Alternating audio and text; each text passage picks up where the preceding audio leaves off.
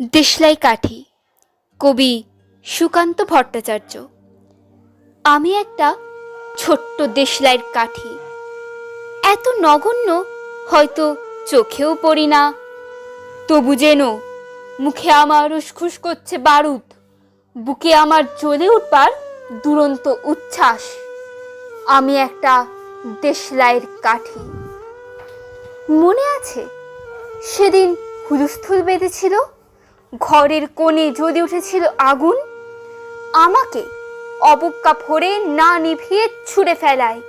কত খড়কে দিয়েছি পুড়িয়ে, কত প্রাসাদকে করেছি ধূলিসাৎ। আমি একাই ছোট্ট একটা দেশলাই কাঠি।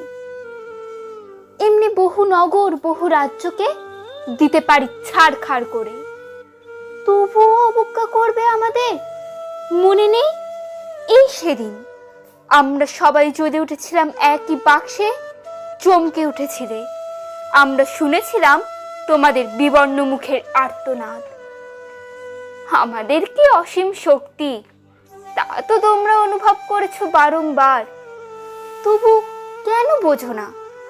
আমরা বন্দি থাকবো না তোমাদের পকেটে পকেটে, আমরা বেরিয়ে পড়বো, আমরা ছড়িয়ে পড়বো শহরে গঞ্জে গ্রামে, দিগন্ত থেকে দিগন্তে।